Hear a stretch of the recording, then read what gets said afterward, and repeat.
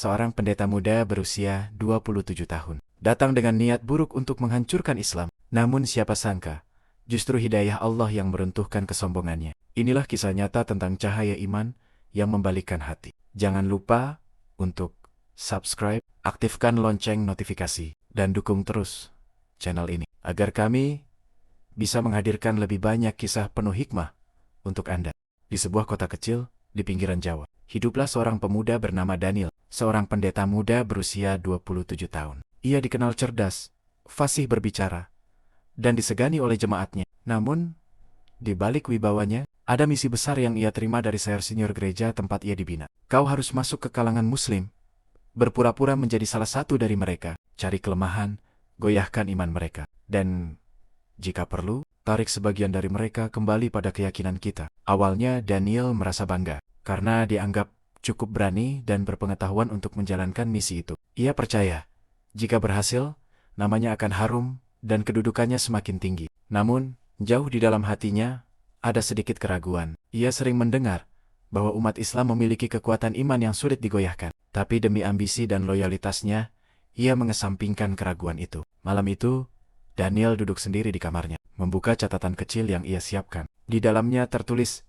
rencana mendekati ustadz di desa dengan alasan ingin memeluk Islam, mengikuti kegiatan jamaah dan belajar syariat dasar. Perlahan menyusupkan keraguan di antara mereka. Ia tersenyum tipis sambil menutup catatan itu. Ini akan menjadi perjalanan bersejarah, bisiknya pada diri sendiri. Tanpa ia sadari, langkah yang akan ia tempuh bukan hanya perjalanan untuk melaksanakan misi, melainkan awal dari perjalanan panjang yang akan mengubah seluruh jalan hidupnya.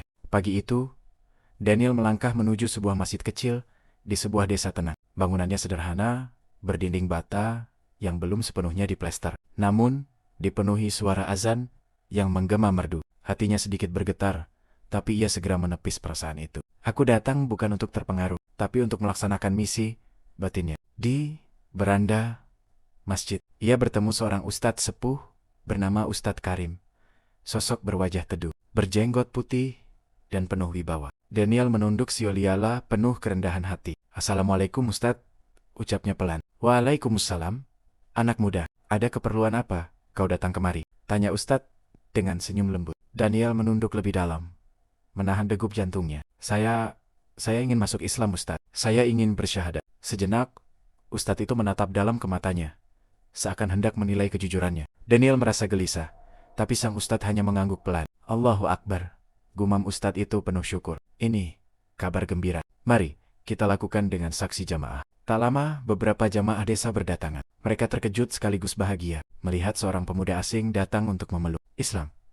Daniel duduk bersila di depan Ustadz, sementara hatinya masih menyimpan niat licik. Ucapkanlah kalimat syahadat, kata Ustadz Karim lembut. Dengan suara yang bergetar, Daniel mengikuti bacaan itu. Asyhadu an la ilaha illallah wa asyhadu anna Muhammadar Rasulullah. Begitu kalimat itu keluar dari mulutnya, para jamaah menitikkan air mata haru. Mereka memeluk Daniel dengan tulus, seperti saudara yang baru ditemukan. Senyum mereka begitu ikhlas, tanpa prasangka sedikit pun. Namun di balik senyum palsunya, hati Daniel justru diliputi keganjilan. Ia merasakan sesuatu yang aneh saat mengucapkan kalimat itu, seolah ada cahaya yang menyentuh hatinya. Ia buru-buru menepis perasaan itu. Tidak, ini hanya awal dari rencanaku. Aku harus tetap fokus, pikirnya. Tapi tanpa ia sadari, kalimat syahadat yang ia ucapkan bukan sekadar formalitas, melainkan pintu kecil yang mulai membuka jalannya menuju sesuatu yang tak pernah ia bayangkan sebelumnya. Hari-hari setelah bersyahadat, Daniel mulai hidup di tengah jamaah muslim desa itu. Ia tinggal sementara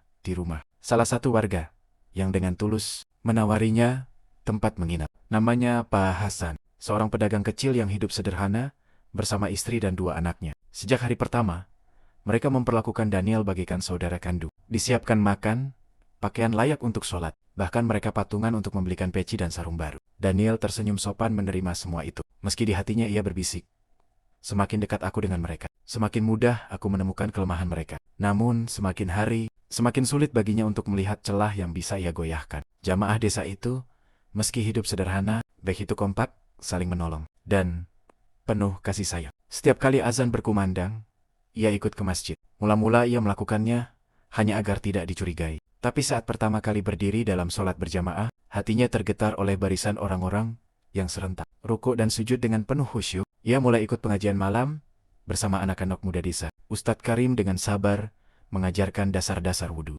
bahkan sholat, hingga tajwid Al-Quran. Daniel berpura-pura bodoh, padahal ia hafal betul niat awalnya. Tapi anehnya, ketika mendengar ayat-ayat suci dilantunkan, ada rasa damai yang sulit ia pahami. Suatu malam, setelah pengajian, salah satu jamaah bernama Rizal menepuk pundaknya sambil tersenyum. Alhamdulillah, Mas Daniel, kau cepat sekali belajar. Semoga Allah kukuhkan imanmu. Kalimat itu menusuk hatinya. Ia tak sanggup membalas, selain dengan senyum kaku. Dalam benaknya, ia berkata, kenapa mereka begitu tulus padaku? Bukankah aku hanya berpura-pura? Seharusnya aku merasa menang. Bukan, bingung. Begini, sejak malam itu, Daniel mulai merasakan kegelisahan. Niat jahatnya masih ada, tapi ketulusan jamaah yang ia dekati membuat rencananya tak semudah yang ia bayangkan. Waktu berlalu hampir sebulan sejak Daniel bersyahadat. Dari hari ke hari, ia makin akrab dengan jamaah desa. Namun, sesuatu yang tak pernah ia bayangkan mulai tumbuh di dalam dirinya. Awalnya ia berusaha tetap berpegang pada rencana, mencari celah, menyusupkan keraguan, lalu merusak keyakinan mereka. Tetapi semakin ia mendalami keseharian bersama jamaah, semakin ia merasa bingung. Malam itu, setelah sholat Isya berjamaah, ia duduk di serambi masjid. Angin berhembus pelan, dan suara anak-anak mengaji terdengar lembut. Daniel menutup mata sejenak. Entah kenapa hatinya terasa hangat mendengar bacaan ayat suci itu. Mas Daniel, suara lembut itu memecah lamunannya. Ustadz Karim datang membawa senyum. Bagaimana kabarmu? Ma, apakah ibadahmu terasa ringan? Daniel tergiung. Ia ingin berbohong, seperti biasa. Namun kata-kata Ustadz itu terasa menusuk jiwanya. Ia hanya mengangguk pelan. Alhamdulillah, jawab Ustadz, menepuk bahunya. Ingat, setiap langkah seorang mualaf adalah perjuangan. Allah melihat kesungguhan hati, bukan sekadar ucapan bibir. Kata-kata itu membuat dada Daniel sesak. Malam itu ia tidak bisa tidur. Ia duduk di ranjang, membuka catatan rencana awalnya.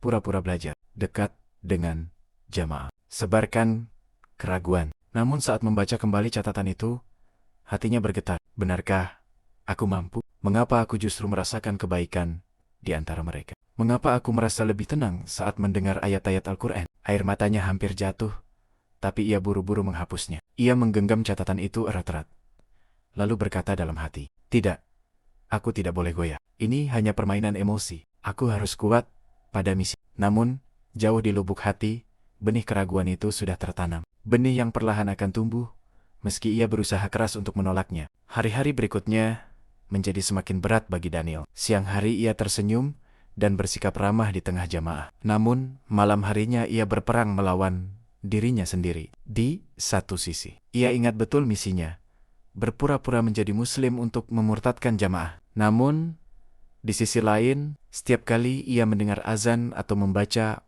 Al-Fatihah dalam sholat, ada getaran aneh yang membuatnya tidak bisa menolak rasa damai itu. Suatu malam, ia berjalan pulang dari masjid bersama Rizal, pemuda desa yang kini sudah dianggapnya seperti adik sendiri. Rizal bercerita tentang masa lalunya yang kelam. Bagaimana ia dulu sering mabuk-mabukan, hingga akhirnya mendapat hidayah dan kembali ke jalan Allah. Allah itu maha pengampun, Mas, kata Rizal sambil tersenyum. Kalau aku yang kotor ini bisa berubah, apalagi orang baik seperti kau. Allah pasti menyayangimu. Daniel terdiam. Kata-kata itu membuat dadanya sesak. Ia ingin mengatakan yang sebenarnya bahwa dirinya bukan orang baik, bahwa ia hanya berpura-pura, tapi lidahnya keluh. Malam itu, ia kembali membuka mushaf kecil yang diberikan Ustadz Karim.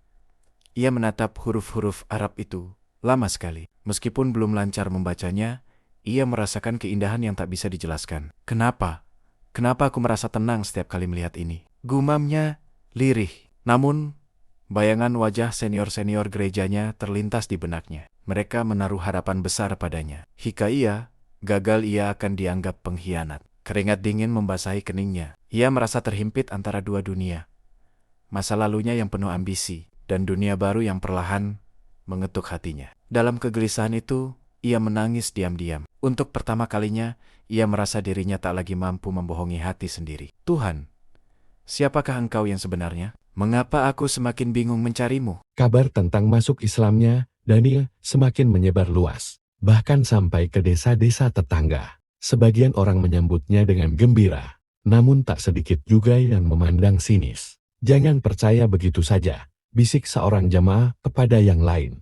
Bagaimana mungkin seorang pendeta tiba-tiba masuk Islam? Jangan-jangan dia punya maksud buruk. Desas-desus itu makin lama makin kencang. Ada yang menuduh Daniel sebagai mata-mata. Ada pula yang terang-terangan berkata bahwa dia adalah mualaf palsu. Suatu sore, saat ia keluar dari masjid, sekelompok pemuda menegurnya dengan nada kasar. "Hei, kau!" Salah satu dari mereka menunjuk. "Kami tahu niatmu. Jangan kira kami mudah dibodohi. Kau hanya pura-pura kan?" Daniel tercekat. Ia ingin membela diri, namun lidahnya keluh. Apalagi hatinya memang diliputi rasa bersalah. Karena tuduhan itu tidak sepenuhnya salah. Untungnya, Ustaz Karim datang dan melerai. Dengan tenang, Ustaz berkata, "Jangan suudzon, nak. Hanya Allah yang tahu isi hati seseorang. Jika ia benar tulus, semoga Allah teguhkan. Jika tidak, biarlah Allah yang menghakimi." Kata-kata itu membuat pemuda-pemuda tadi diam dan pergi dengan kesal. Namun bagi Daniel, kalimat itu bagai pedang yang menusuk jantungnya. Ia merasa semakin kecil di hadapan ketulusan sang ustaz. Malam itu, di kamar sederhana Pak Hasan, Daniel termenung lama. Ia merasa dirinya seolah dihadapkan pada dua jalan. Tetap pada misinya dan menjadi pembohong selamanya. Atau jujur pada hatinya sendiri yang perlahan condong pada cahaya Islam. Tapi kebimbangannya makin berat ketika ia menerima sebuah pesan dari seniornya.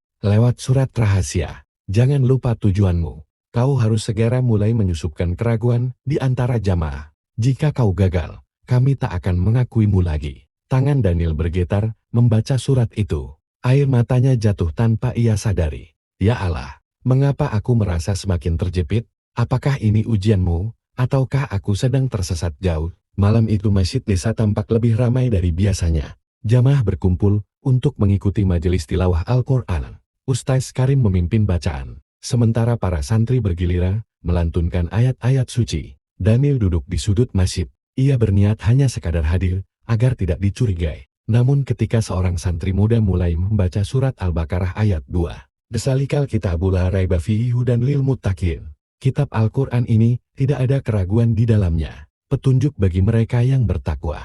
Hatinya bergetar hebat. Kata-kata tidak ada keraguan di dalamnya seolah berbicara langsung kepadanya. Selama ini ia hidup dalam keraguan, dalam kepura-puraan. Namun ayat itu justru menghadirkan kepastian. Air matanya menetes tanpa ia sadari. Ia buru-buru menunduk, takut jamaah lain melihat. Tapi semakin ayat itu dilantunkan, semakin sesak dadanya. Ustaz Karim kemudian memberi penjelasan singkat. "Wahai jamaah, siapapun yang mencari kebenaran dengan hati jujur, Allah akan tunjukkan jalan. Tidak peduli sebesar apa dosanya, Allah mampu membalikkan hatinya dalam sekejap." Kalimat itu membuat Daniel gemetar. Ia merasa seperti sedang dibicarakan secara langsung. Malam itu ia tak sanggup berlama-lama di masjid. Setelah majelis usai, ia berjalan cepat menuju rumah singgahnya. Lalu jatuh bersujud di lantai kamar. Tangisnya pecah. Untuk pertama kalinya dalam hidup, ia berdoa tanpa menyebut nama selain Allah. "Ya Allah, jika benar Engkau ada di sini, jika benar Al-Quran ini adalah petunjukmu, tunjukilah aku jalan yang lurus. Aku lelah berpura-pura." Malam itu menjadi titik balik. Benih keraguan dalam hatinya mulai tumbuh menjadi cahaya kecil.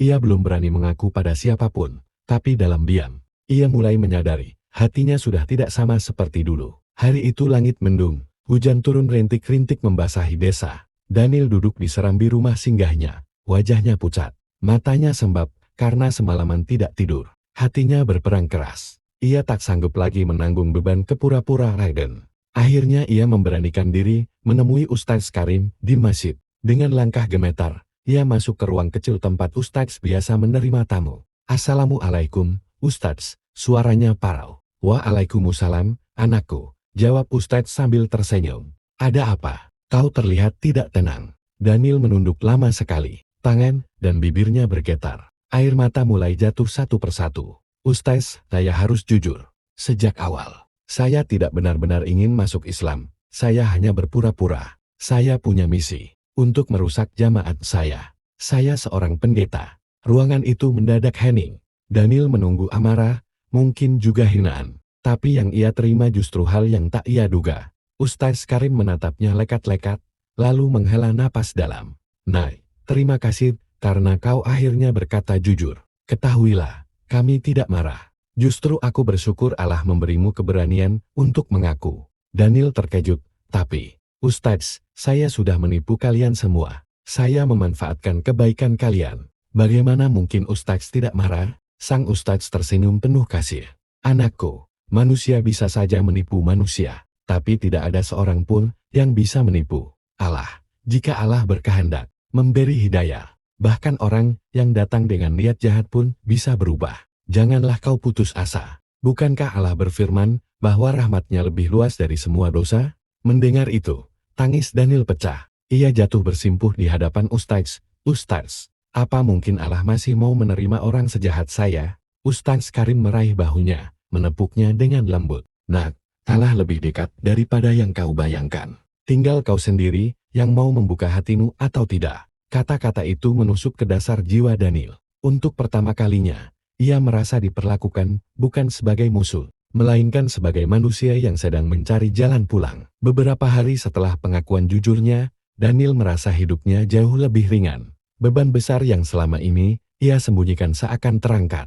Namun, dalam dirinya masih ada pertanyaan. Apakah aku sungguh-sungguh ingin menjadi muslim? Atau hanya terhanyut suasana? Malam itu, ia kembali ke masjid. Jamaah sudah pulang setelah Isya. Hanya tersisa cahaya lampu temaram dan suara jangkrik di luar. Daniel duduk sendirian di saf terdepan, memandang ke arah mihrab dengan mata basah. Di tangannya, ia memegang mushaf kecil pemberian Ustadz Karim. Ia membuka secara acak.